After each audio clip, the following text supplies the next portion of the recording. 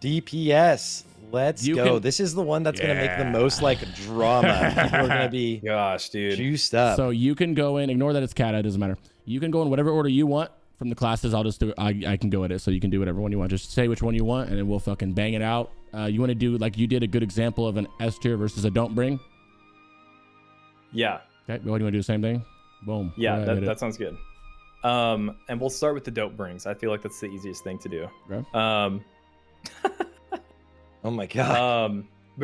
Real quick question: is this intended for phase 1, or are we talking just like a general tier list? Yeah, now it matters more. What do you guys think? I guess an overall one, but touching on it. I guess because we're gonna do more episodes like this with you, and we'll touch on just like only a tier 7 episode or something. But I don't know what's the best way to do that. Maybe touch on. I've never lightly, done a general one. Let's just do general, right? I'm down. Yeah.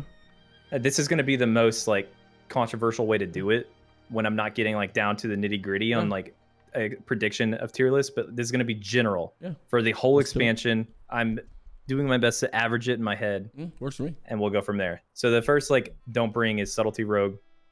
That's a PvP spec. You don't bring it. Easily dang it.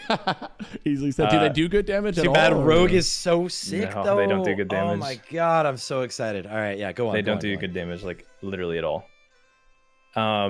Another don't bring is Frost Mage. It's doesn't do good damage. Well, it probably does okay, but no, it's a PvP spec. And then BM Hunter as well. Okay. And that is just the other specs are far superior in DPS for one. I was wondering before we get into these other specs for those classes, they're just far superior than these. So right. You can go ahead and that's throw combat. like you like that? It's combat. Oops, retarded. There you go. You can either make like another column or something for the healers and the tanks, or just throw them in the don't bring or something so that we're not distracted by them. I don't know. Yeah, we can just not put the healers up there. Yeah. Can I add another one? Yeah, we just won't put healers up there. I'll try to go in order. Yeah. We'll talk about Death Knights. So Blood DK. I get asked this a lot because a lot of people want to play like meme specs, and Blood DK is basically worthy of putting into the do not bring category, and I would not ever bring them in my right mind. But I've seen people play enough Blood DK, like if you want to meme around, it's gonna do okay. Of these meme specs that I'm throwing in this like gutter tier, like Blood's the best of them all for sure. I'm moving. I'll try to put them here. Yeah, and for you wondering, this is DPS, only DPS. Okay, so if you heard Blood and go, no, they're good tanks, they're amazing tanks, all DPS. Right. Okay, so Frost is phenomenal in Wrath of the Lich King.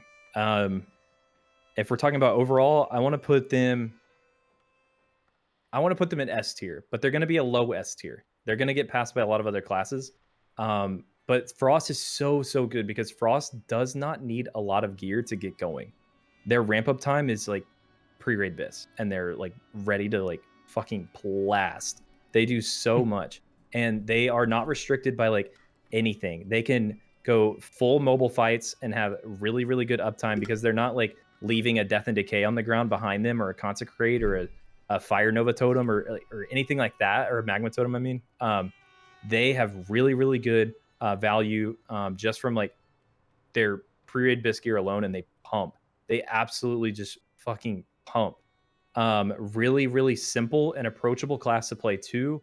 Their unbreakable armor is on a really low cooldown, so they're constantly like being able to pump. Like they have a good opener burst, but then it's like good sustain because their cooldowns are low cooldown.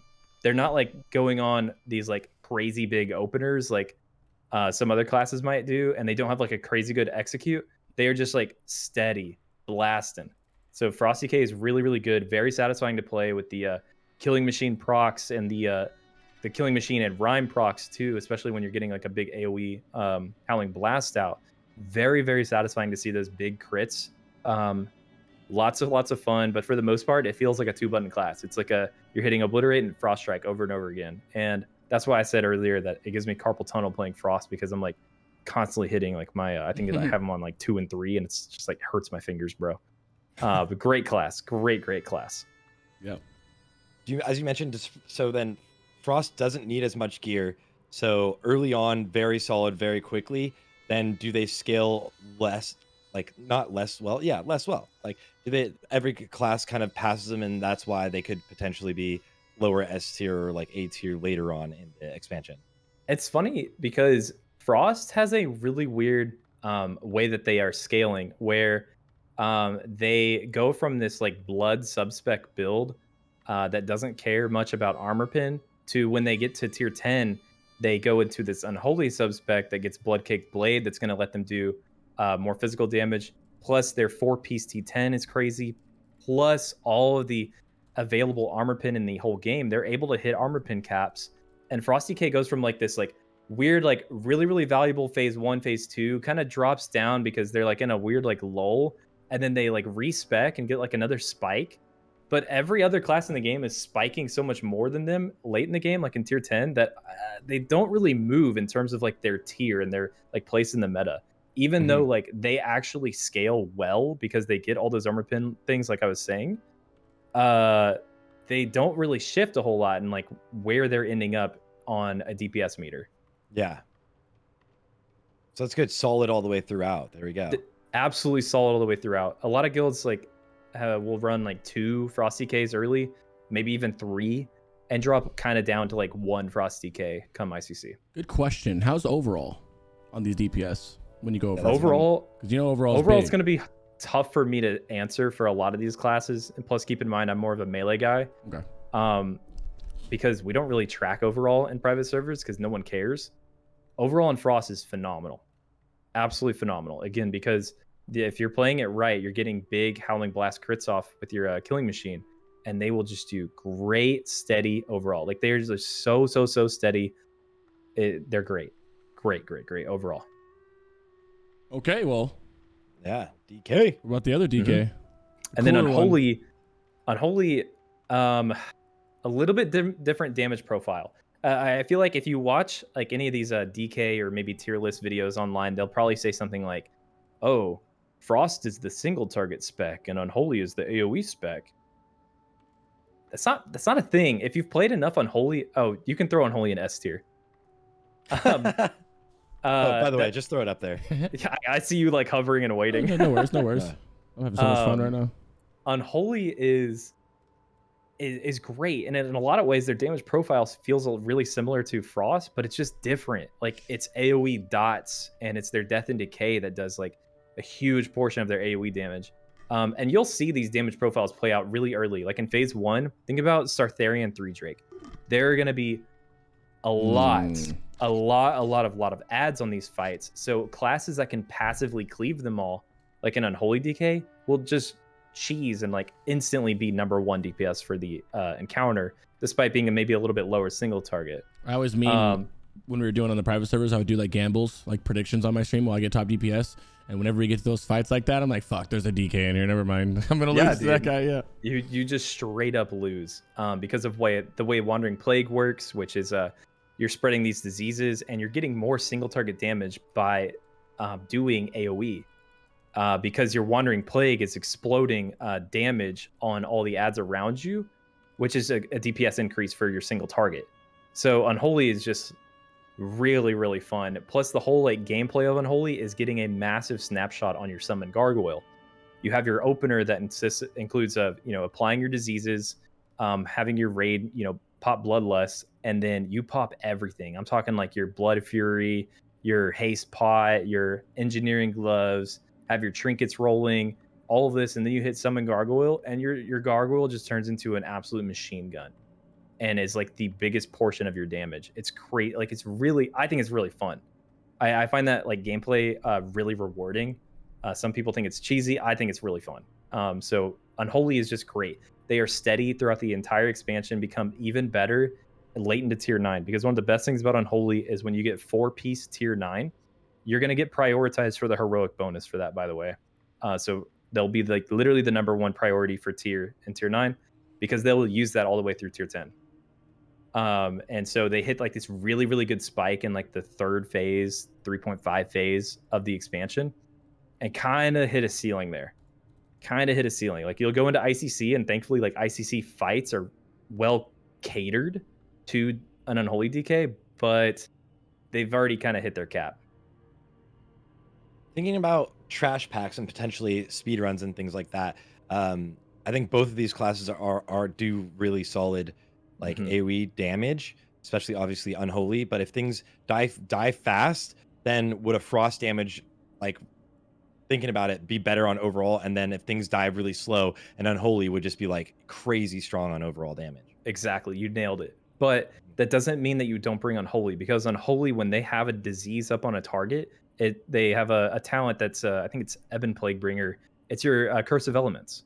So they're Yeah, applying like an AoE Curse of Elements better than any class in the entire game. So having one in your raid is basically mandatory, especially for speedrun. yeah. But yeah, if trash is dying really fast, I'd rather have the burst of a Death Knight or a Frost Death Knight than Unholy. And if it's slow, yeah, maybe we stack a couple more Unholy. Yeah, Warlocks, you don't have to curse elements that much anymore, boys. Yeah, Death Knight is going to be such a fun class and versatile in so many ways. Yeah. Just because I know it's your other favorite class, you can hit Feral next. All right, we'll do Feral. So in my previous videos, I've actually ended up putting Feral S tier, I think through the entire expansion too. And let me start with the caveat that in my limited, well, not limited, in my experience with Ferals in Wrath is these private servers that we play on are really favorable to Feral scripting. Because we're getting these kind of abusive Omen of Clarity proc rates that are basically procking off of everything, like a Flame Cap melee damage could proc Omen of Clarity. Dragon Breath Chili, things like Storm Chops have been abused in the past. Like all of these things add up to a really, really insane Feral Druid in these private servers that we played on. I'm not sure if we'll have that in Classic Wrath. We'll have to wait and see. If we do have favorable Feral scripting, their single target is phenomenal, and they will be a S tier single target DPS through the whole. Their overall is pretty decent too, because they get swipe in Wrath of the Lich King, and swipe on top of like some cooldowns is enough to suicide. Like they will do so much damage that they will just rip threat and die if they Wow. choose to do it. There's been multiple times we've been doing a noob in TOGC, and I reference a noob a lot because in tier 9 it's a fun like encounter, because a noob is basically the only challenging encounter of the phase, and your ferals have to not press swipe, which is a big part of the fight, is cleaving the ads down before the next set of ads. You can't press swipe on feral in those fights because it does so much damage that it'll rip threat and you'll die. They are really, really good for AoE, but again, it's kind of like a rogue. Like you don't get to like passively cleave like a Frost DK or an Unholy DK. You are choosing to cleave in a moment with your global, or you are choosing to do single target with your energy that you're spending. How's a single target on Feral? I know this is just Phenomenal. overall DPS, but is it good? Okay. Phenomenal. If they don't have that Omen of Clarity scripting, which I mean, I would almost pose they probably won't. Does Omen of Clarity change from Classic from TBC to Wrath? Right. So like right now, those things might not proc it. Right. So yes, if it they does don't have change. that. Oh, okay, perfect. Omen of Clarity, right now in TBC, it only procs off of melee attacks. In Wrath, Omen of Clarity procs off of anything.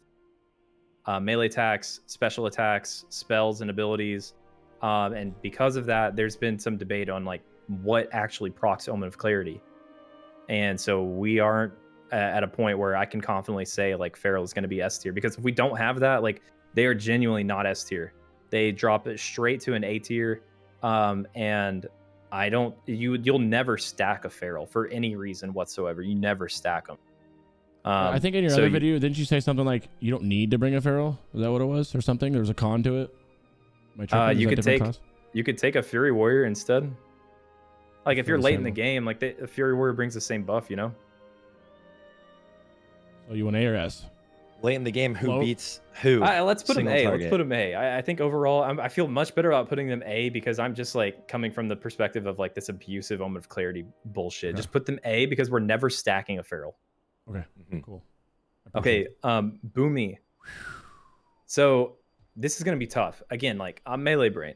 I don't want to speak too much on casters that I don't know a lot about, but the thing about Classic is we're gonna care a lot about overall damage.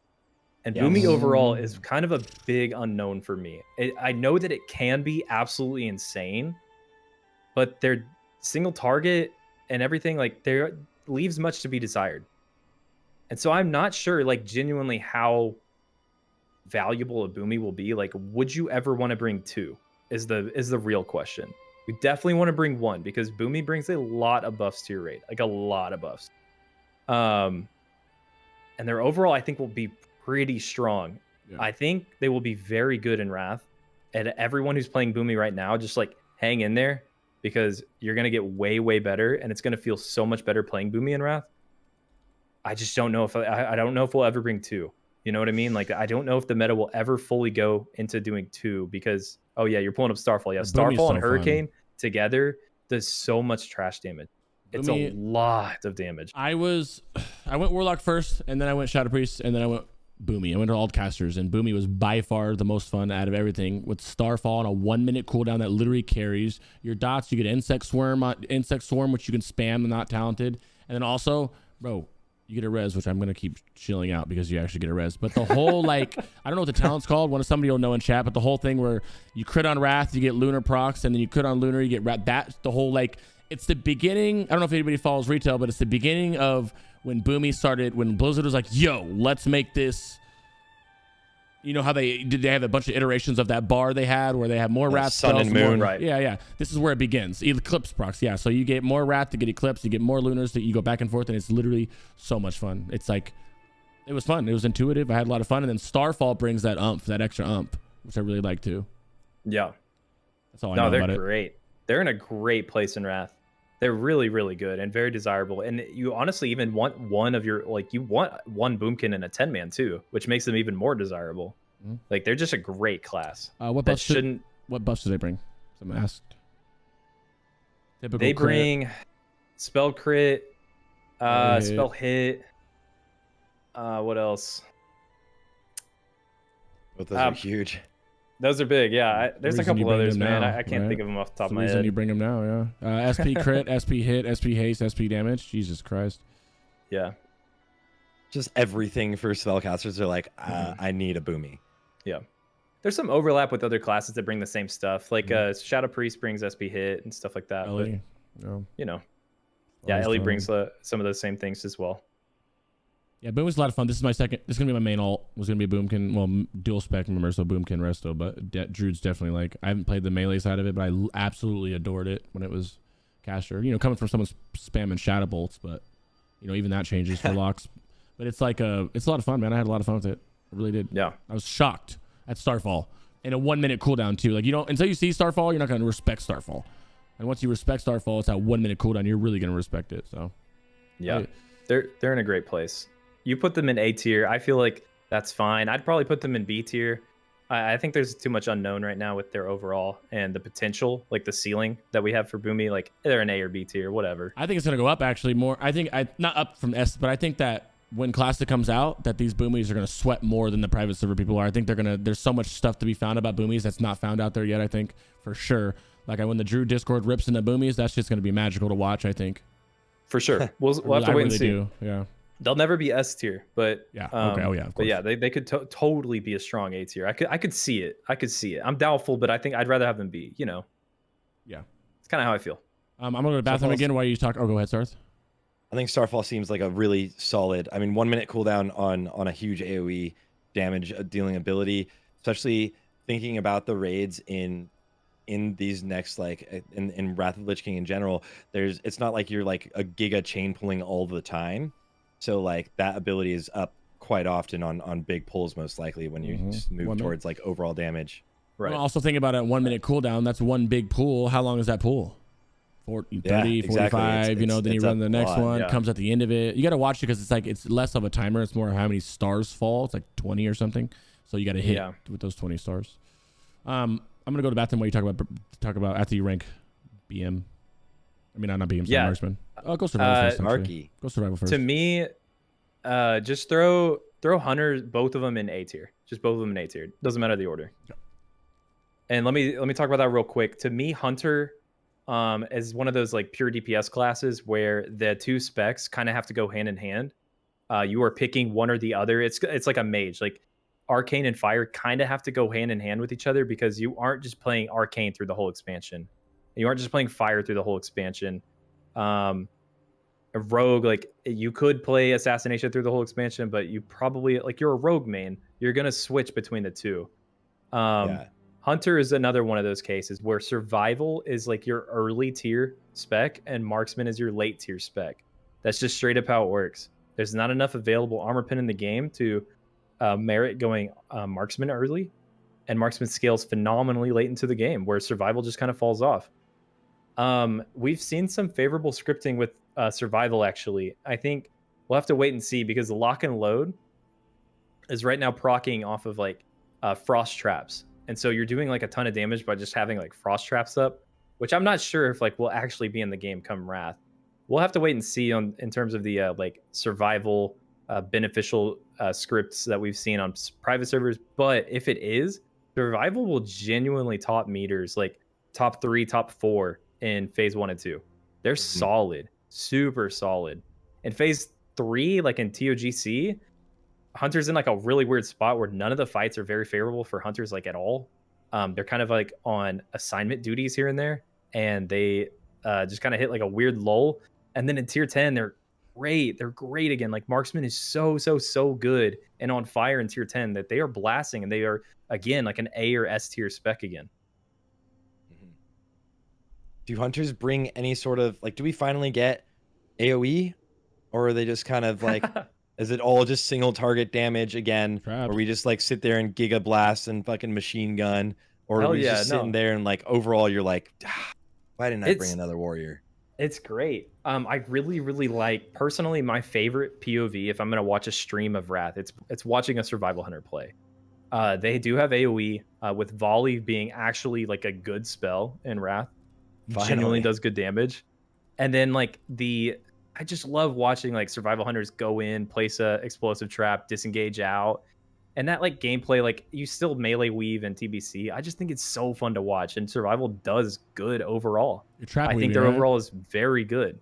So it's a very fun play style that's very rewarding and genuinely fun to watch. I will say that Yeah. when hunters are where it was dusting me off the most, especially like T8, we got the old war. Those hunters are pumping, bro. Those survival hunters are topping. When we were in there, Hell yeah, bro. they were topping the meters every fucking time, almost all about. Not every fight, but a lot of them they were hurting people. Terra, to be specific. Your Twitch chat loved watching Terra top dude, it's meters. crazy. Yeah, hunters are impressive, even more so than they are in TBC, right? And from the gate out. So I think it's gonna be interesting. Yeah. They aren't like S tier meta like they are in TBC. They do kind of fall off, I feel like, a little bit, but I don't think you'll feel like you're weak at any point. Like Hunter is just a genuinely like decent, strong class. Love it. I feel like the minute And you I think start most feeling raid go ahead. I was gonna say most raid comps will run like 2 hunters, because quality of life of having 2 good MDs is great. So 2 hunters is gonna be pretty standard, I'd say. Say that you start seeing them fall off, and that's when they switch to marksman, and all of a sudden they're back up there again. Yep. Yeah. When do hunters get trap launcher? Never heard that in my life. Don't know. I don't know. I don't think it's yet. Yeah. Is it I like know mop or that's something? in like retail. You can throw your trap. Oh yeah, it's like cat or some shit. Yeah. But They get it's good to freezing see arrow. Hunters. The skill cap for hunters. Ooh. Does the skill cap for hunters go up? I don't think for survival does it. It feels like they're just spamming that one thing at the weave. Maybe marksman. I not think sure. the hunter skill cap right now is high, but I don't play hunter. Maybe Sarth, like how hard do you think hunter is to play right now? I want to say Hunter is probably the highest skill cap class. I don't. Ret and Enhance are very high up there, but like right now, especially if you're melee weaving like yourself and actually doing melee weaving, Hunter is a really high skill cap class. And I mean, everybody knows that I do utilize all of my entire keyboard when I'm playing my Warlock as well. So I know there's a high skill cap there. And honestly, I don't know the enhanced skill cap. It's like keeping your weapons in order. But if you have the same weapon swing or like time on them, I'm not sure how crazy that is. But Hunter right now is a very fun class because your rotation is constantly changing at all times. Although it could eventually, like right now, like people are like looking into like automating all of your different rotations as your haste changes. as these mouse macros become a thing. That's disgusting. Yeah. Well, if Hunter, because I'm an outsider in this perspective, I don't play Hunter in TBC. If Hunter is, let's say, the highest skill cap in the game right now, they are way more approachable in Wrath. Well, Way more approachable. That cap is nowhere near where it is right now. Oh, Warlocks and TBC are kind of high skill cap, bro. You gotta really like butter up that button and like really like you can't even spam it. You gotta like rub it in circles a little bit, counterclockwise 1 time, clockwise 2 times, counterclockwise. Kind of like the locker lock at your school back in the day. You gotta spin it this way and then go back. You know. Sarth, when I turned into your stream and saw that all of your action bars were literally filled with Shadow Bolt, I screamed out loud. My whole entire both. I have 2 warlocks, and they're. That's also why he'll never top meters on his warlock. No. I top in these pugs, dude. I just won't top in a guild raid because I'm sitting there in like tier 4. Because you don't appreciate the warlock. Yeah.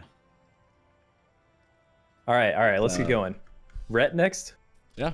Whatever order you want to go in, my friend. Let's get into it. Oh yeah, paladin back to S. There you go. Oh my god. Sarth's favorite class. Let's go. Okay, so I actually have Realm First on Ret, but I don't have a lot of hours played on them. Ret is not as good as people think it is in Wrath. Let's be honest. If you're watching some tier lists that say like Ret's S tier, it's S tier in ICC. Before ICC, it is nowhere near S tier. It's far from it. I want to say like let's put it in B tier, maybe C. Like no, let's put B. Ret does okay damage, but I'd almost like try to find a way to like not bring them. They are not very desirable. It's nice to have one though in your raid because if you don't have a Ret, you'll be missing 3% damage, which is only provided from an Arcane Mage or a BM Hunter. Those are the only other classes that can provide that 3% damage.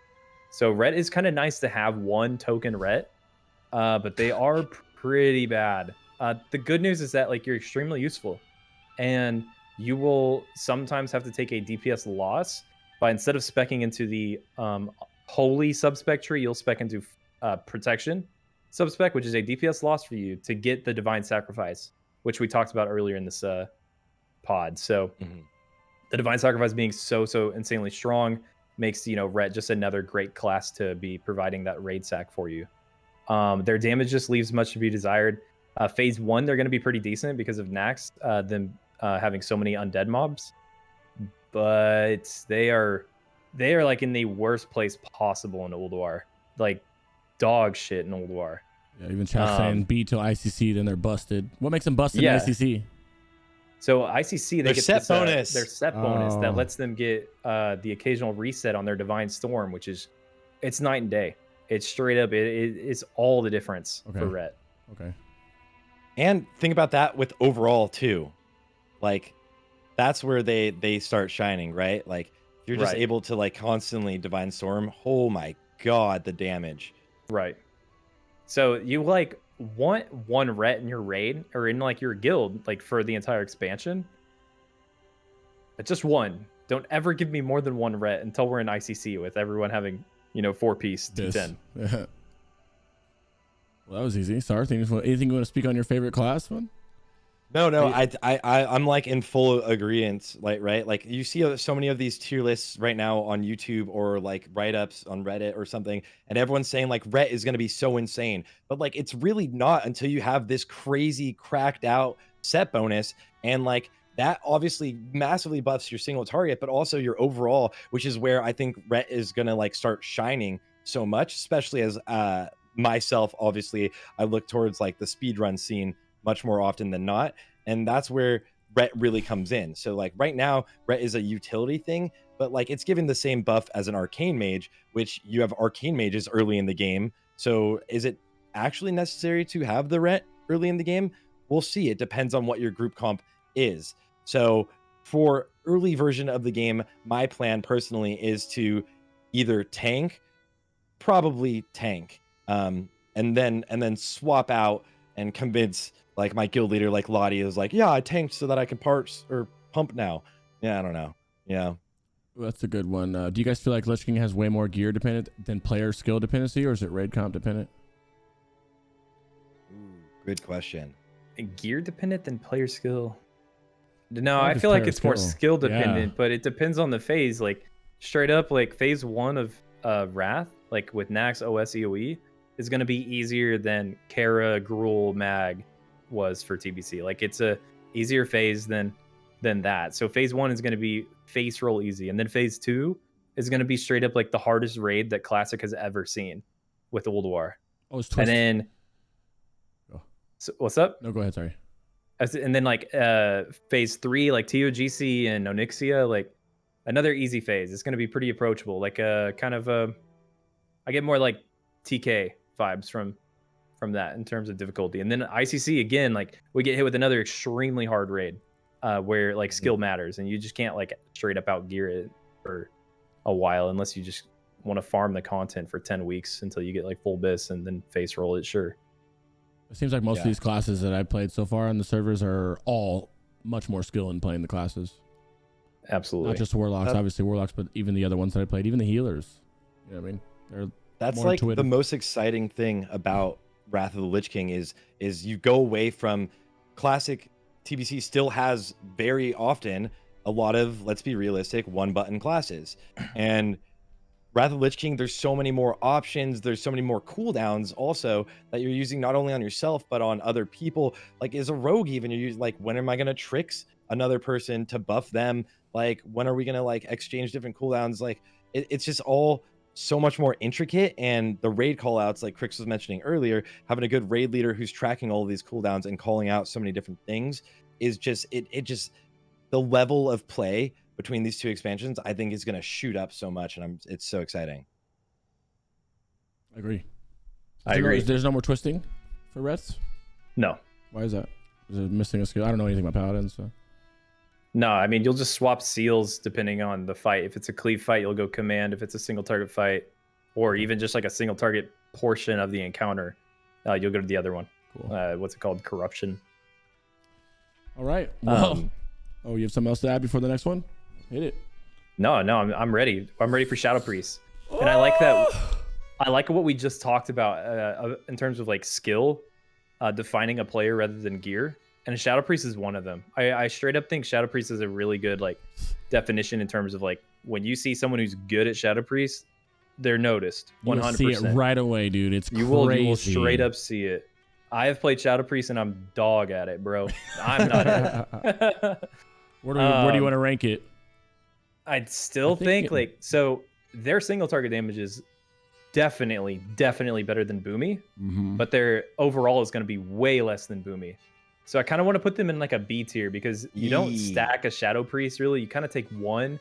Sometimes you'll take two if you just need to have like a backup for whatever reason, or if you have like a Holy Priest who's like respecking Shadow because you don't need 5 heals, then you will have 2 Shadow Priests in that moment, sure.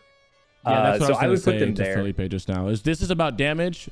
I think including utility, you would go to A, but we're like strictly talking damage on this one. Otherwise, I would agree with you.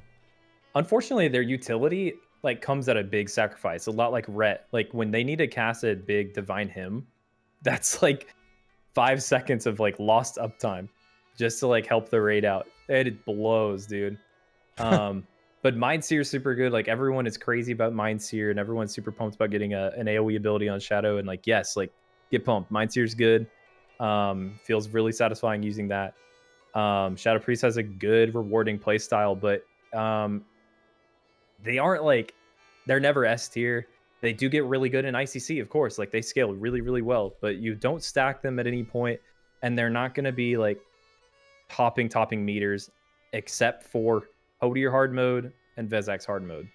They are specifically really good at those fights. Yeah, and they're super useful. Like you straight up want like a Shadow Priest in every 10-man when you go into Ulduar. They're really useful in ICC. I love having them for Lich King fights to soak Vile Spirits.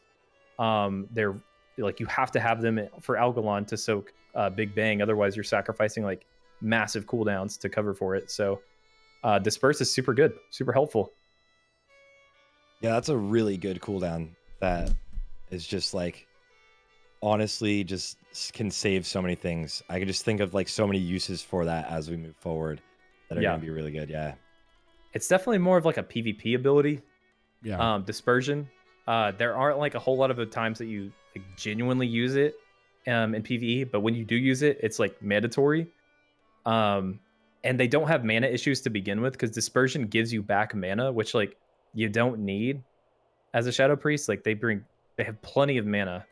On top of the fact that they have Shadow Fiend rolling often. They bring good buffs they have a replenishment and spell hit. Their Devouring Plague is going to do more damage thanks to Unholy existing in the raid, increasing their disease damage done. So also, it doesn't cost a shit ton of mana, and it's just a dot that you keep up full time as a Shadow Priest now. They're solid, and they feel great to play.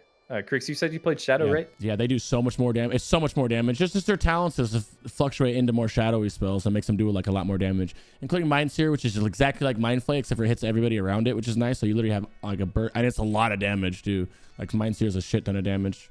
I love Shadow. Shadow was a lot of fun. I think Boomy was more fun to me, but Shadow was more single target. Boomy felt more AoE because Boomy's putting up dots, insect, everything, and then star falling on 1 minute versus, you just got Mind Seer, putting dots up and then Mind Searing. Yeah. I think of all the classes that we've talked about when it comes to speedrunning, Shadow actually might be one of the first classes I would drop entirely from the roster. Mana. There's big mana issues with Shadow. And they're like overall damage, and Mind Seer's channeled, right? You can't move. Yeah. Can't move. Yeah. I think it would be tough to make a case for him. Yeah. Agreed. Not even knowing everything about Wrath, but like thinking about it in ahead of time. Think about how classic players go into it. Yeah. Yeah. It's a lot. It's like when for those that play Shadow Priest now, it's like exactly what you were looking for. It is exactly what all these utility classes, Ellie, Enhance, Shadow, Boomy, all these things that come in, and you guys are kind of like meme. You're here for utility. Well, you're there for utility, but now you're actually pumping, and it's no longer getting disrespected. So it's really nice, especially for a Shadow Priest where. I play Shadow. You know how Shadow is. It's like you're just trash. You get trolled for it all the time. You get flamed like it's your fault. You're doing shit like it's my class, right? And now you guys get some big boy stuff and make it a lot of fun for you guys. Yeah. What about Ellie? So Ellie Sham. I gotta put you Ellie Sham, like first one's gonna have to go C tier. I'm sorry. I know Crix just hyped up the meme specs about finally being good.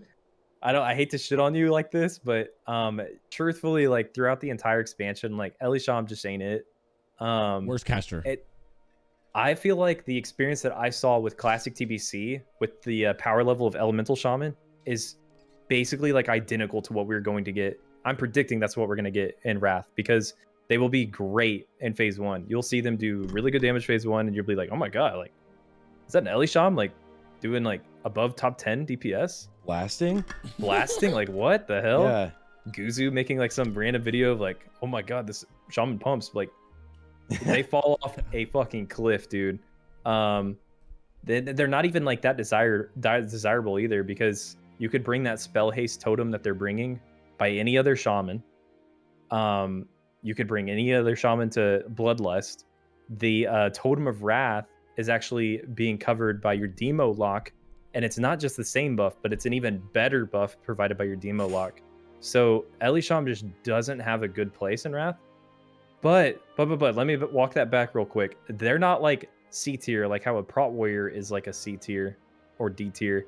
Ellie Sham you can play throughout the whole expansion and be completely fine. There is one thing that like Ellie Sham does have, which is kind of nice, is their Earthbind Totem is an AoE root, which is pretty useful in a couple different fights. Some that I think about is like Freya Hard Mode and Deathbringer Sourfang. Those fights, like it's actually kind of useful and kind of nice. But I'm stretching here when I make those cases. Like Ellie Sham is not like amazing. But if you wanted to play Ellie Sham and your guild's like cool with you playing Ellie Sham the whole expansion, go for it. Like you're not gonna feel heavy. Right off rip, it's not there. It has no fucking AoEs. It's dusted off on overall by everybody else. Why are we even? There's no. If anybody confused of why it's not a B tier, it loses to both of these on single target and AoE. What do you mean? Yeah, and that's like why so. You guys, I'm confused at why you guys are even confused about this. They do get what lava burst, right? So like at least it's cool. Yeah, it's cool. It feels great. If you want to have some good playing around with like snapshotting a massive fire elemental, you can. I don't know, I'm stretching again. Like it's probably fun and it's great and it's honestly not all that bad, but tier list wise, it's a C. It's a C overall. Yeah. Not tier 7. Yeah, this is overall. I would like to do a tier 7 one when we get closer to it, for sure. Euroflip. Right now, we're just kind of, it's hard to do it, obviously, as you can tell, but we're trying to like keep it more like okay and talk as we do it, because there's for people looking at overall at their classes, right? Right. Yeah, as the casters, like they're the most lackluster on DPS that I've seen. But true, we probably haven't played with any good Ellies, but I highly doubt Ruggs hasn't played with a good Ellie, considering he's Realm, he's in good guilds. So I've played with good Ellies actually, and Ellies can genuinely be like a top 4 DPS on Patchwork in phase 1. They genuinely can. But that's like the highlight of Elisham right there. It's top DPS on Nax. Yeah. That's gonna feel bad. And then no overall damage. That's just the biggest hit, is like your buffs that you're bringing for the raid can be dealt with and even better from other classes that are more useful and stronger. And you have no like AoE. There's nothing there to really pump your overall, which is like really that is a huge crutch for any version of any player from a classic guild. Even if you're in quote unquote dad guild, it just slows your whole raid technically, right? You have the place, and you made an argument that like they're always there. You're not going to feel like heavy, like you're carrying the class by any means. Like if you were bringing like a frost mage in right now in classic, you'd be doing like 600 DPS is like a 99, and you're like, yeah, you're totally carrying this person, and their AoE damage is non-existent. But like, so it's a class that's not like weighing you down, but just not nearly as strong as the others. Okay, so we had a Blood DK, and we're second best guild on Realm, and you have them as don't bring. Min-max is killing the game. So 2 things. 1, this is just for DPS. This is not about the tank. This is the BiS tank when we talked about tanks. So, and if you're talking about DPS, you shouldn't have brought him as DPS. You can. Once again, you can bring fucking 2 sub-rogues to your raid if you want to and get Realm something. That doesn't matter. I'm just saying there's a BiS, there's a ranking, and that's what we're doing. That's all. I mean, Crix and I, in the last server that we played on, had a Blood DPS in our guild. And he, like, did fine. And genuinely, like, his DPS windows, when he popped all his cooldowns on, I don't know if you remember, Crix, but on XT hard mode, when we're doing, like, hitting the hard mode by killing the heart on XT, he was like top 2 damage. Crazy. But it's just not as much as here. So when you look at the rankings, you got to think like this. Like how someone said, how did you put Shadow in B tier? Because Shadow doesn't do as much damage as either of these hunters or the Feral. That's why. We're not including utility. This is literally DPS. I forget that people join, so you don't catch on that, but it's all about damage. Overall damage, single target's all we're talking about today. Yeah, we'll get more to the nitty-gritties as we do more episodes. Yeah, we're just trying to overall tiers, give people an idea of what they kind of want to play for the long run, Yeah, you can bring whatever you want. Literally, you can bring whatever you want, and you'll clear all the raids, just like you can in TVC. But there's people like that, but there are a majority of people do like the min-max, and a majority of people do want to play what's best, and that's what this is made of. That's what this is for. Yes. Yeah.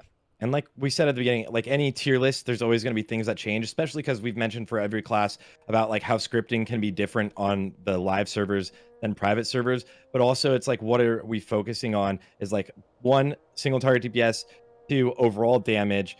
This is also classes just scale so crazy during some phases. So we're talking about that on all of these. So it's always kind of like a look at like, is it as strong and where is it throughout the entire expansion? Because eventually we'll have to make absolutely tier lists for every single phase.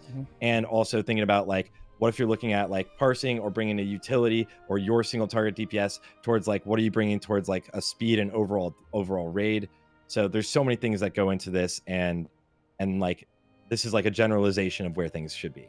And we'll have PP episodes. We're gonna do all healing episodes. We'll get like Antfall or some big brain healers. We'll get some tank episodes. This is just a broad one, kind of like, hey guys, Sarth and I are starting listening ones. Here we go, type shit. So it's okay, guys. We'll hit everyone. I promise. Enhance. Ooh. Okay. So if you remember our conversation about Feral, everything that we talked about with Feral is basically similar situation with Enhance, where we've seen some really favorable scripting with Enhance that straight up could be exactly like that in Classic Wrath, but I don't know. So to me, I would put Enhance as like a high A. I think in a previous video of mine, I put them in S, or at least for like a couple tiers, I put them in S. I would put them in A. I think Enhance is genuinely slept on for the most part. I have played in Enhance a couple times, and like people like straight up sleep on you. You're like somewhat not desired in your raid because maybe your guild or that raid has a resto shaman already, and they choose to not run a second shaman, which I think is a mistake. I think I would run 2 shamans, but whatever. So Enhance brings a couple things. They bring the attack power buff, the same thing that a marksman brings, the same thing that a blood DK brings. So not really very unique there. You can spec in for enhancing totems, which your resto shaman could also spec into, but it's going to increase the strength and agility of your strength of earth totem, which makes you, you know, uniquely desirable if you spec into that. And Enhance does actually really good overall damage. If we're talking overall, like their cleave is phenomenal. It's hindered a little bit by movement because the main portion of your AoE damage is going to be your magma totem. If you're dragging mobs out of your magma totem, it's going to feel just as bad as any other AoE class that's getting their shit dragged out of. But they're great, man. We have seen some favorable scripting that, again, and when I say this, I'm thinking like a lightning shield proc rate, flame tongue weapon proc rate, fire elemental scripting that is either like overtuned or weirdly snapshotting things that it maybe shouldn't be snapshotting, like haste and spell power, maybe like an attack power, maybe not quite calculated right. Things like this go into why Enhance is straight up #1 DPS on Patchwork for Realm First racing guilds in private servers. Straight up #1. Straight up #1 on Algalon. #1 on like all these big fights. Like Enhance can straight up freaking pump. It's crazy. And when I say Enhance, I'm talking about Spell Hance. That's kind of the meta with Enhance and Wrath. So it can be insane, but I would not be surprised if Wrath Classic comes around and like something happens and the scripting isn't great and Enhance falls into like a B tier class for the whole expansion. They could be B tier, but they could be S tier. So I'm going to put them in A personally. Very I have fluid. no idea what you just pulled up, bro. Oh, just fucking meme shit. No worries. Okay. You didn't touch on it yet, but Spell Hance, Fire Nova, the big fucking, what's making them with that AoE? Is that like something that you run all the time, or is that just an early game when it's OP leveling and shit? There's actually some debate around this. I know this one guy who used to play Enhance like one trick, and he was very much against Spell Hance, and he would go the classic like attack power damage Enhance build with Wind Fury and Flame Tongue weapon. But the meta is to go Spell Hance, which is where you have a spell power damage in your main hand weapon, and you do double Flame Tongue weapon application to it. And you can get like spell power off pieces like trinkets or rings or wrists and things like that.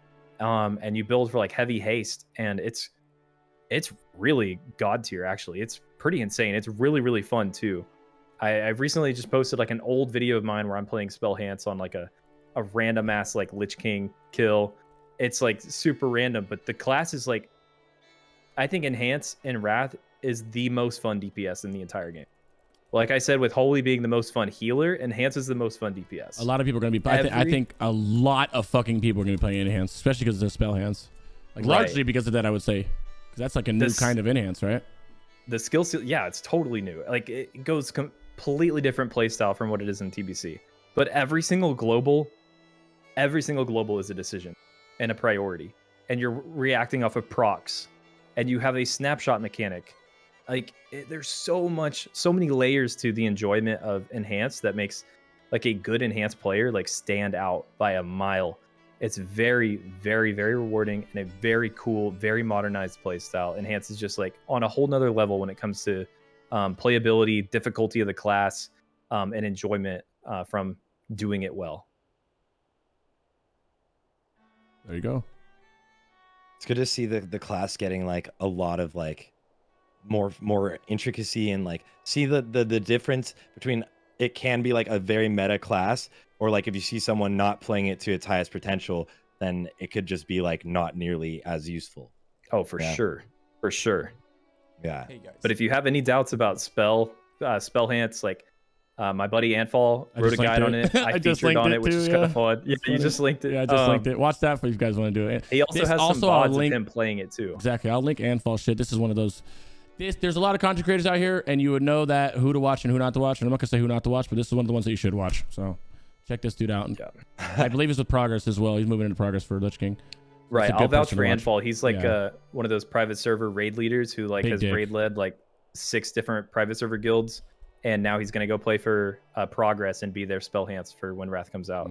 Like the dude pumps, and he is obsessed with Wrath of the Lich King. It's all he does. He lives and breathes it. There you go. Link ahead. Check him out, guys. He's a good guy. I'm going to the bathroom again. Assassination? Is that what that is? I've been chugging water. I'm trying to get all healthy, so I'm just... That one's combat. Okay, let's talk about combat then.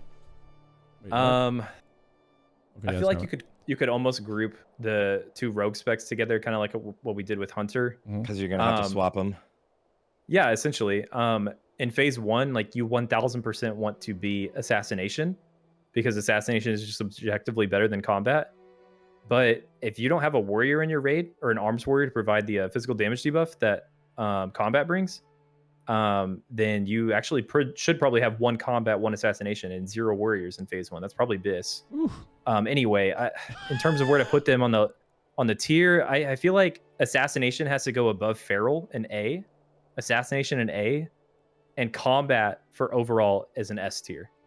That's where I would put the 2 of them. Combat. This is combat, right? I'm retarded. That one's assassination. That one's assassination. Got him backwards. Yeah, you got it. Got him backwards.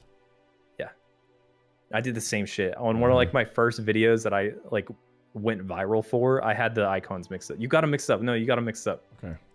Sorry, I got the delay on my screen. There we go. Yeah, same. Yeah, I got these icons mixed up. Okay, there you go. Got it. All right, you talk about it. Combat's cracked though. It needs a second to build up, and in that second, all it takes is Ulduar.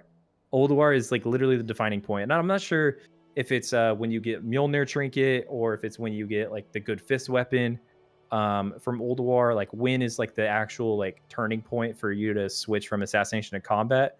But I think Sarth, what's funny about like speed running in Classic Wrath, we might see combat like earlier than I'm saying now. I think we could even see combat in tier 7 with or without like an arms warrior in the raid providing the physical debuff, because Blade Fury and like the AoE that combat has, that it is just like objectively better on cleave than assassination. But rogues and Wrath just in general, they feel great. They have so much at their disposal. Tricks of the Trade is a phenomenal ability where rogues, because they don't bring any buff to the raid, they get to give somebody tricks, which just increases someone else's damage and their threat done for a couple seconds. The way this gets used oftentimes is you are using it on warlocks or a shadow priest. Sometimes you'll use it on a tank to help a tank threat, but you will use it ideally to snapshot certain dots or certain like a drained soul on an execute. And so Tricks of the Trade ends up becoming like this really highly sought after external that you want to see used like all the time, and people will have drama over who's getting tricks, who's getting power infusion. And you'll literally pay rogues like thousands of gold to give you tricks so that you can parse. Warlocks. Yeah. So, dude. Sark buffing Crix confirmed. Oh yeah, get that macro too to eliminate the threat. Me. Yeah, Crix was like, "You better be leveling a rogue for this private realm. I'm gonna need that tricks. You know it." That's actually something really quickly I wanted to bring up. It's something we don't really necessarily see as often in TBC yet. Is snapshotting things, and it's a massive thing in Wrath of the Lich King. Again, it's like getting all of your buffs up before you do any ability, because it keeps what you had on you, and Tricks is going to be really useful for that. Yeah, it's going to be fantastic for that. I think about one of my favorite fights is Hodir hard mode, and Crix, I don't know if you ever got the chance to do it on 25 man, but damn, that fight's great, and I really hope that we get the 2-minute enrage version of it when Classic Wrath comes, instead of the 3-minute, or not enrage, the hard mode for it. And man, getting Tricks on a fire mage who maybe just has their like flare proc that has PI rolling, and they're standing in like a light beam and like have all the stacks going on Hodir, and you give that person Tricks. Oh my god, dude. Like, it's crazy. Tricks is, it's funny because like you bringing 2 rogues to a raid is kind of meta. You could run more or less, but 2 is pretty comfortable. And they're like weirdly desirable, like Tricks is actually something that like your other DPS want. So everyone's like, yeah, get that rogue in here, instead of like TVC where they're like, is he a buyer? Like now it's like no, fucking bring him now. Exactly. Yeah. As long as all your buffs I'm gonna are pay covered, him. Yeah. As long as every buff is covered, you're good. Yeah. I'm looking forward to that. And also just the damage output from a rogue, especially with now having actual cleave and looking forward to like speed running and stuff. Just overall damage from a rogue is just going to be something that's we're back, you know? And like we're on our like up and coming time right now here, late phase in TBC, where tier 6 just scales super well and armor pen for melee is crazy. But just throughout the entire expansion of Wrath, there's utility for rogues in different specs and in general. Yeah. Orc or troll for PvE? I mean, if you can blood fury, you want a blood fury, in my opinion. But Well, so you actually want to go troll if you're assassination, because assassination really wants that berserking buff. But you 1000% need to be orc for combat. So it's generally agreed upon to go go orc for overall, and just take a minor DPS loss for Nax being orc assassination, and then when you go combat, like your BiS. Forever. you're on rogues. It's still troll for combat. Either way, there's one of them. Troll or orc. I would love to yell. They're both good. But yeah. Thank you, Euro. I appreciate that, brother. What about Blood Elf BiS RP? Blood Elf female, do that 360 jump. BiS. All right, on to Rug's favorite class. Rug's favorite class in the game, boys.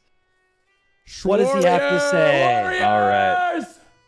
Yo, this one's gonna be tough because the whole point of this tier list is like a general overall tier list, and straight up warrior has the most evolution throughout the entire expansion than any class in the entire game, where they are like worse than Shadow Priest, Boomy, Ellie in phase 1. Like Arms and Fury are both D tier in phase 1, but they go all the way to fucking S tier Kingdom by the end of the expansion. So placing them in an overall feels really weird and hard to do. I guess you average it out and put them in an A or B, wherever you put them, you have to put Fury ahead of Arms, because Fury is the premier scaling the better DPS overall spec. But the agreed upon meta in terms of what you're doing with your warrior is you will take 1 tier raid and he will be Arms, and he brings this physical damage debuff, which is great. And he also brings Commanding Shout, which is raid wide, and it's unique because the only other class that's really going to cover commanding, I think, is a Warlock Imp, which I think is also still party wide in Wrath. So if you want Commanding Shout, you'll take a warrior, but their overall and their single target is going to be leaving much to be desired. They will be low on the meters for phase 1, like absolute bottom phase 1. Phase 2, they'll start creeping up. They'll beat a few people in certain fights. They'll be straight up number 1 DPS or number 2 on Kolagarn because it's a 3-target fight permanently. They'll be decent on something like Yogg because they're super mobile. And then tier 9, they're kind of hitting their stride. At that point, they can go Fury because they have so much scaling at their disposal and so much armor pen at their disposal. Your rogues at that point should all be combat at that point, so you're not missing anything by not being Arms. So you can be Fury by the time you're in tier 9, and in the tier 10, Arms or Fury Warrior is kind of the class that you want to funnel your first Shadowmourne to, because they are that good. So I know that we said this a lot with TBC, is everyone said the same shit, oh, Fury scales in TBC, it's not going to be good early, warriors are bad early, and everyone keeps telling me we need to be careful what we say about early predictions on warriors being crap. And I think there's some merit to that because of the way glancing blows are scripted in classic classic TBC, but I'm not convinced. I've seen so many underwhelming warriors in my time that I still could not put warrior any higher than a D or C tier in phase 1, and in phase 2 they are a C/B.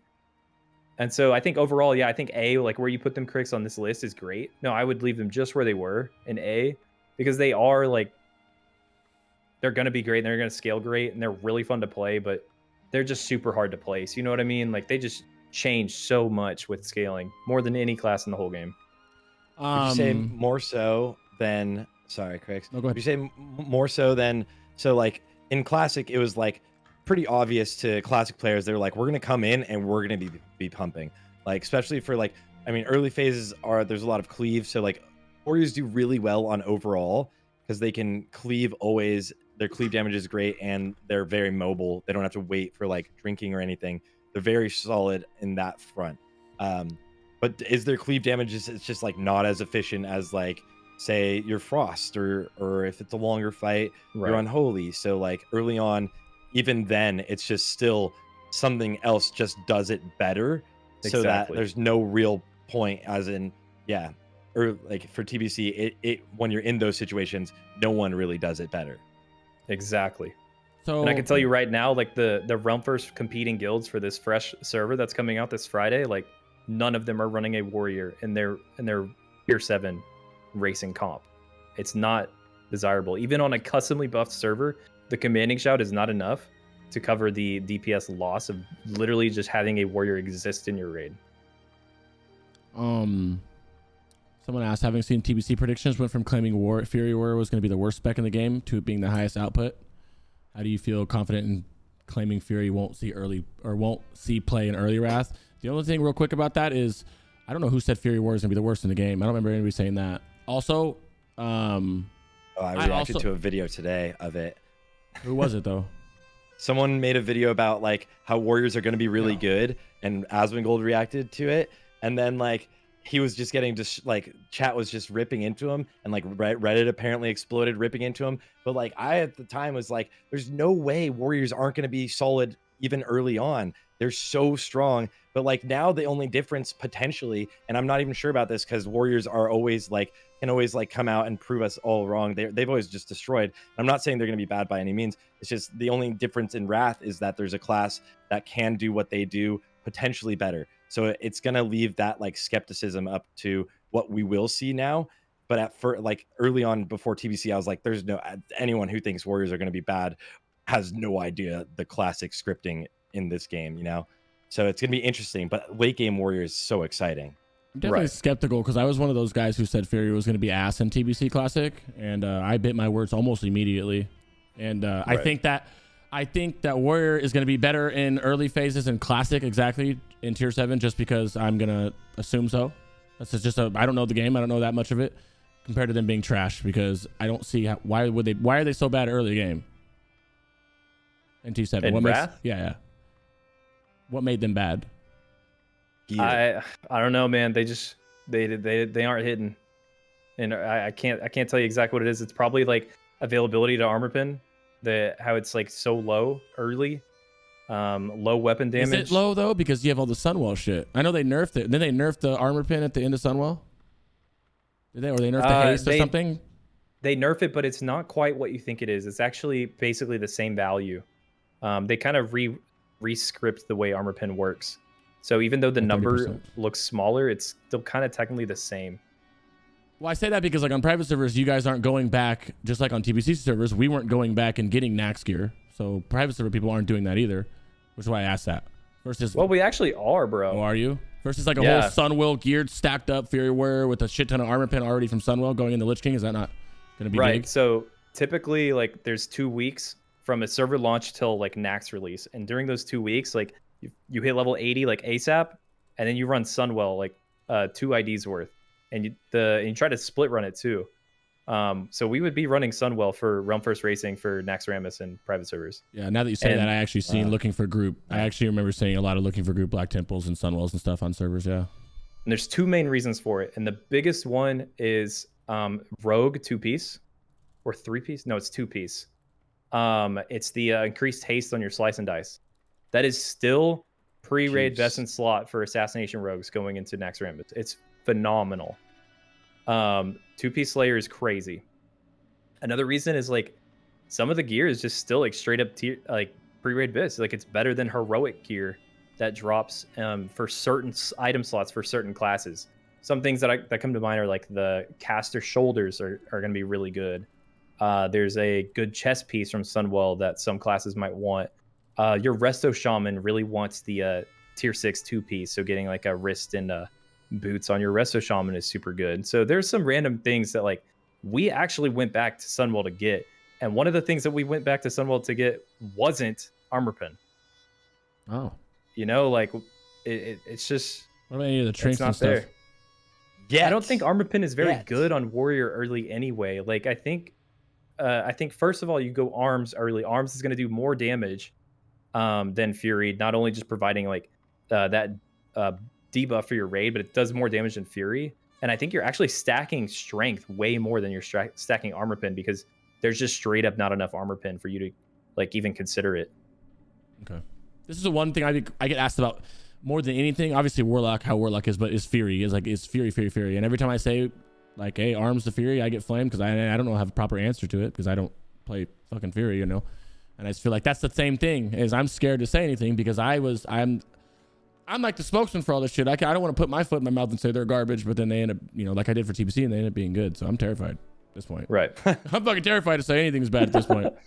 Yeah, That's just put it probably on the me. most- Just blame me. I'm the warrior hater.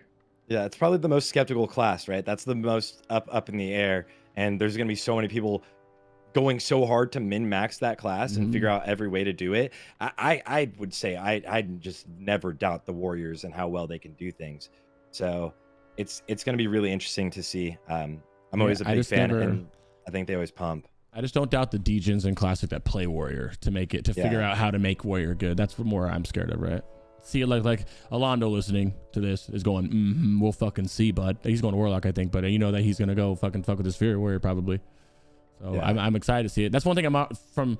I didn't play Classic, but from TBC private servers into TBC Classic, the metas, it didn't really seem, a lot of people are saying in chat, they didn't really change. Nothing really caught us by surprise with Classic besides the Warrior thing, right? Besides the Warrior shit, no other classes really like, oh my god, blew our mind, like at all. Everyone knew Arcane was going to be good. Everyone knew Fury was going to be good at the end of the game, which they are now. It was just that not nobody, but a majority of us assumed wrongly that Fury would be ass until the end of the game, which is what we're saying now, which I'm scared of.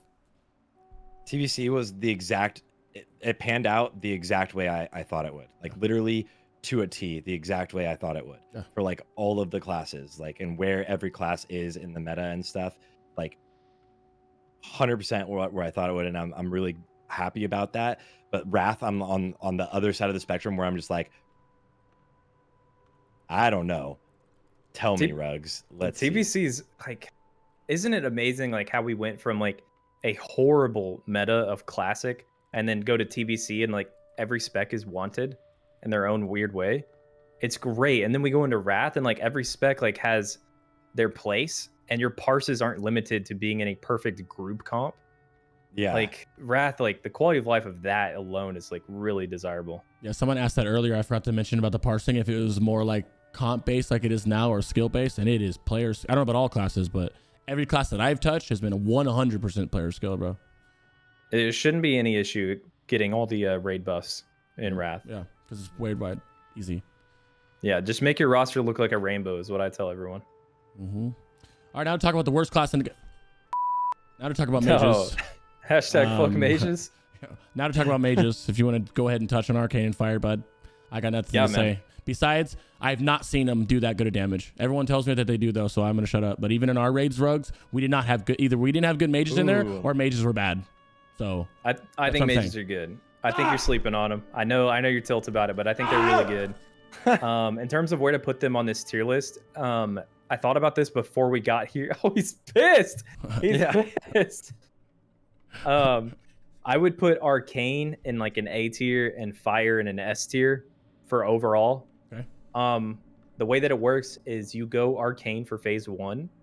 And the reason you do that is because Fire is missing so much crit and so much hit, because you have the freedom to spec into hit talents as Arcane, but you don't as Fire. And so you have to wait until Ulduar, and especially when you get the tier bonuses from Ulduar, that's when Fire like really comes online. You have good amount of crit, you're not worried about hit capping, and you have a really, really good tier set. Like mages are great. Fire is like, so do you want to do like super fun to play? So your Arcane to start, right? And then you go Fire. So Arcane A, and then in-game Fire is S? That's what I would put, yeah. Okay, cool. Okay. Both are great. You know, like Arcane is super CD reliant. The shorter the fight, the better. They have like an absolutely insane opener, and they will pump early, and then they'll just fall off the longer the fight goes. Meanwhile, fire is phenomenal. Another really good like passively cleaving class. The way that you're putting up living bomb on multiple targets, which actually helps your single target DPS, is great. The procs are great. The instant casts are great. I mean, fire is just really, really, really solid, especially in fights where it matters. I think about fights that it matters. Like my first go-to in my brain is always like Firefighter and Lich King. It's like it's a really, really tough fight in phase 2 and like the hardest fight in the game, like in phase 4 or 5, whenever ICC comes out. And Fire's phenomenal at both of those fights. Really, really good. They have the best mobility of every ranged in the game.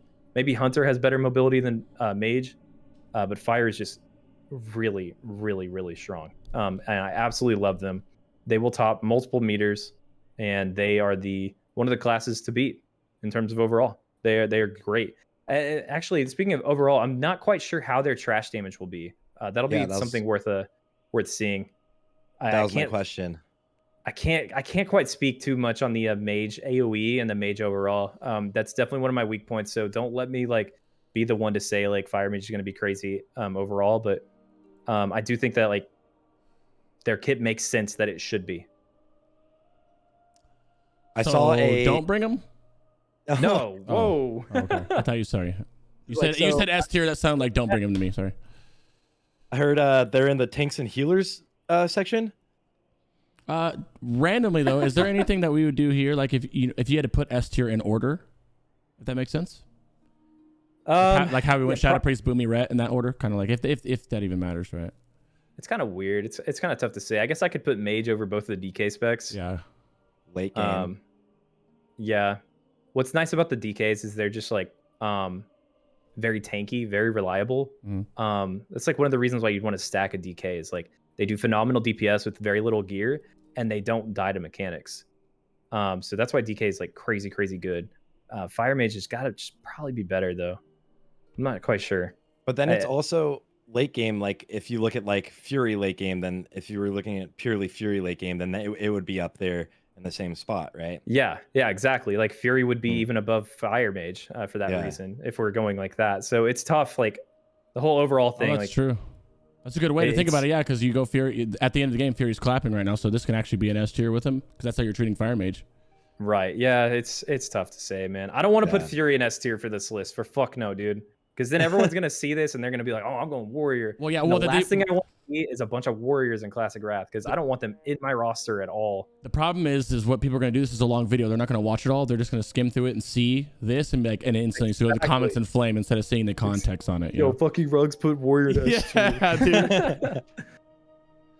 All right, so obviously these are untouchable. Like we don't need to even like. He makes some new category. This is objective. Objectively speaking. Okay, no, really though. God. Go ahead, Rugs. Not really though. Like Warlock is, in my honest opinion, Warlock is the #1 best DPS class in the game, in Wrath. Okay, now tell us for real. No, I'm for real, dude. I'm as dead. This is what I would say if I had more about me because you've done all the tiers more in hard mode, but I would say Affliction S, Demo A, Destro B. What do you think? Yeah, that seems fine by me. We'll talk about each one by one. Let's talk about Destro real quick since I think it's the worst of the three. And you're gonna see this pretty soon, Crix. Is Warmane has some interesting scripts with Destro lock, where you could go pure Destro, or you could even go like this hybrid Destro Demo build, where you get like this execute on top of having conflag. It actually pumps, and I don't think that's proper scripting. In fact, the majority of Warlocks, good Warlock players in the Wrath scene, think that's very incorrect, and that probably will not be the case when it comes to Classic. If you want to play Destro, sure, it's like a B tier DPS, but it's worse than the other two DPS specs, so there's no reason to go Destro, truthfully, unless we get like some crazy scripting like we're getting on Warmane or something. I think there's definitely gonna be some fights that I'll be Destro. I have to measure that over like Freya, for instance. I have to measure that over Demo, obviously, because the Demo will be good on that fight as well. I think for sure it's gonna be a lot of Affliction unless you're the Demo, because there's like a Demo buff spec, which is what you are, but there's also a demo pump spec that you're not buffing anybody. You're actually there to do more damage as demo. And I think that a lot of people are going to have, besides that one demo lock, will be like Affliction and Destro or Affliction and demo of some sort. Right. And you could even go Destro on like Vezax. You know, these random fights where you have like weirdly percent scaling buffs from the encounter that are giving you like externally, like that's when demo or Destro has like its weird spikes where it actually like tops meters, but it's very niche. Overall, it's the worst spec of the three. You want to talk about demo next? Yeah, go ahead. I love it. So demo is amazing. I actually have a demo guide on my YouTube channel. I would highly recommend checking out. Written by a guy who has been playing demo lock for years and has gotten multiple realm firsts on demo lock. And it's a phenomenal class. It is the survival hunter of Wrath. The way that it works, how you stack agility on survival hunter and TBC, you stack spell power and spirit on your demo lock in Wrath, and however much spell power that they have when they snapshot their demonic pact, a percent of that gets applied as a buff to your entire raid. So the more spell power that your demo lock has, the more spell power your whole raid has, basically. And they get fed gear. They get fed gear to it. They get fed everything. Because of that, they're always going to have more gear than all the other casters. So they're going to be able to absolutely pump out of their minds. But also, demo lock is just a great class. Like, first of all, everyone's obsessed with Metamorphosis. It's just a visually and like really fun ability to press. But they do really good AoE. I think their overall is going to be phenomenal. Yeah, I was saying absolutely phenomenal. Their overall is potentially like stack worthy. Potentially. I don't know because I'm not a caster guy, but I really think like there's a chance that like you could stack demo locks instead of Affliction for things like Naxxramas, where like maybe the encounters are just so short that it doesn't matter. I agree with you. I think T7 demo might be a little bit of a meta move because everything's dying so fast, and demo is so fucking strong. And I went in T7 on those fights in the AoE trash. I don't know obviously because I'm gonna have to flex back and forth because I think in Classic, to be honest, when we get to Affliction, as good as it is, I think it's going to lose some value a little bit because of how short the fights are of Classic. But I think demo starts to shine a little bit more.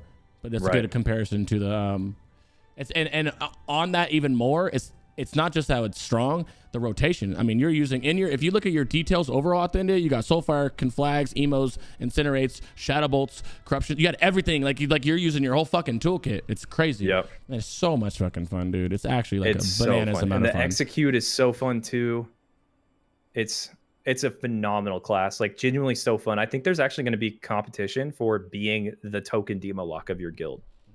Multiple people will want to be it because it's that fun and that good. And they get funneled gear too. Everybody wants gear. So if you think about survival or the Affliction lock in TBC, nobody wants to play Affliction because it's trash. But imagine if you actually did good damage and you got funneled every piece of gear. Everybody in the world would want to be Affliction. Oh, I'll do it. Don't even worry. You know what I mean? Yeah. But they pump. They're disrespectful too. But you know what else is crazy? I feel like they have the worst threat issues in the game. Bro. The worst what? Threat issues.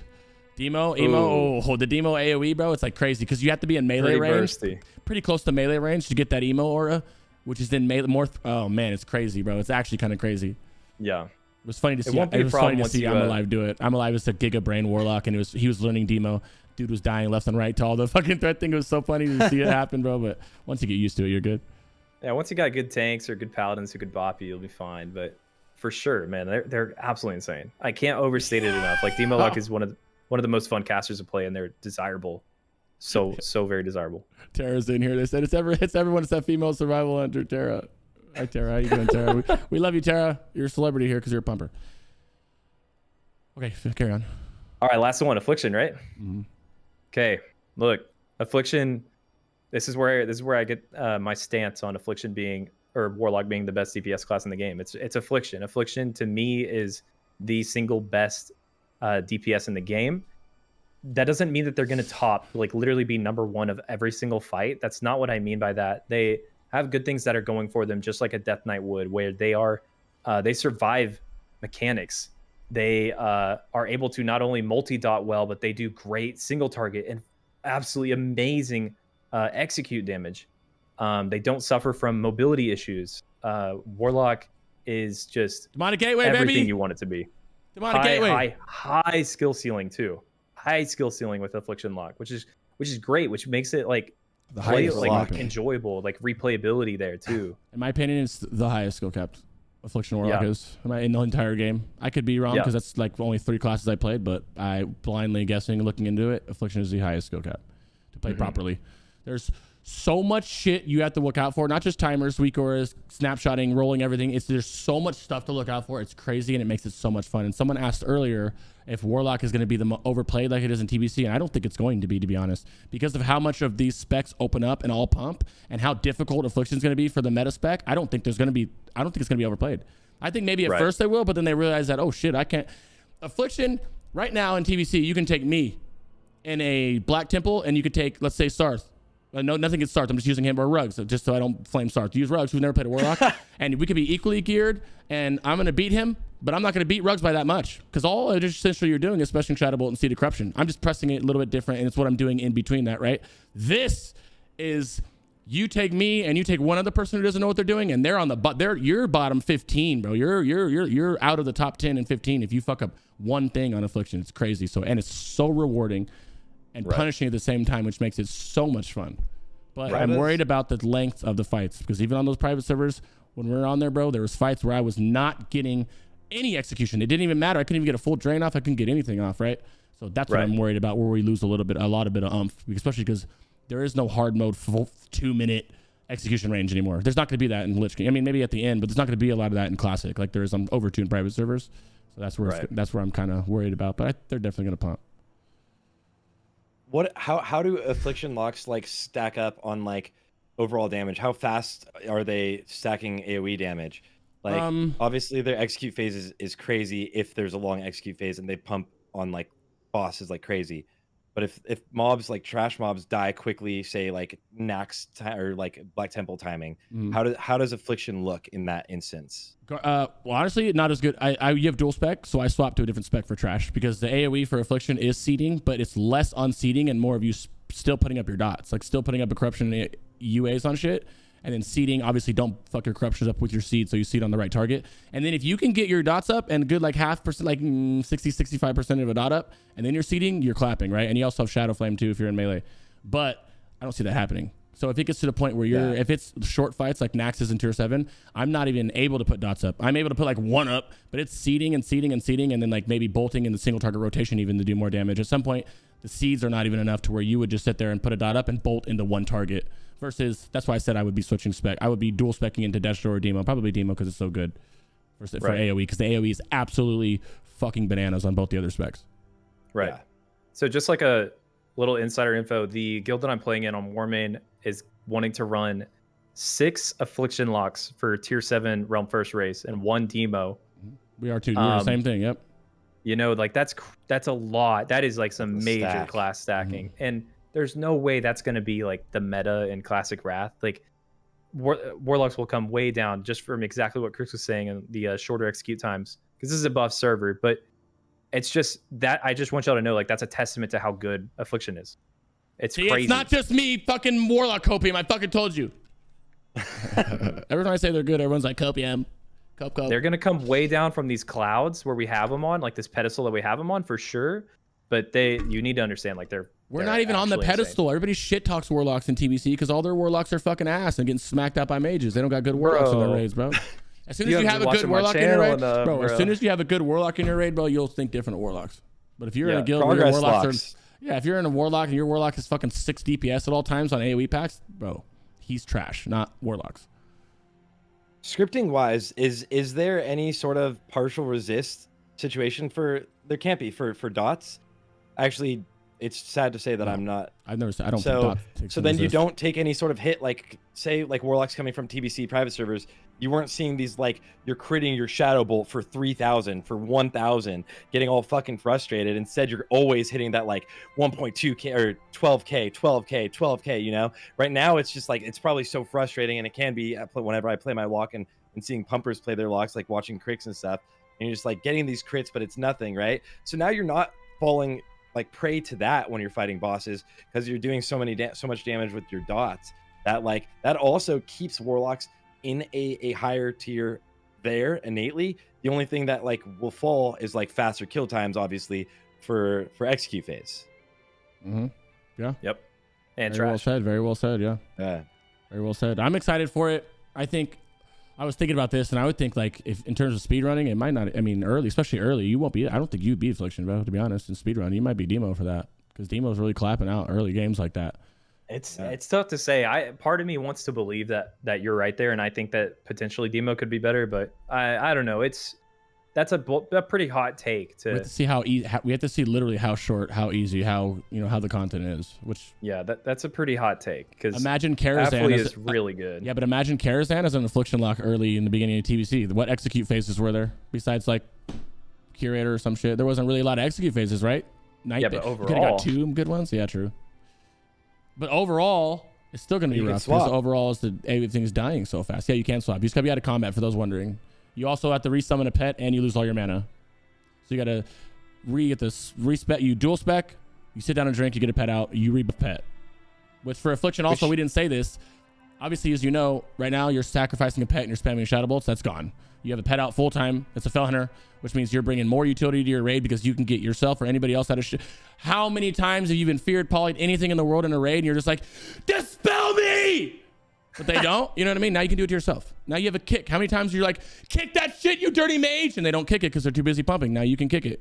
You have pet management you got to worry about as well. And the pets do good damage. Not just Demo obviously is a pet too, but there's no more sacking a pet. It's gone. That's good. I like pet classes. I'm not gonna lie. I've grown very, very like accustomed to watching pets and like managing pets. Yeah, So Sarth, if you like min-maxing characters, you like Affliction. Yeah. If you like me, not just Affliction, Demo too. Draw. Demo's a lot of min-max in it, bro. There's a reason why you see a Demo only smashing Incinerate, not doing damage, then one casting everything in his toolkit. And Demonic Gateway makes the game, it changes, bro. It's a hard change. I could talk about Warlocks forever. You got to shut me up.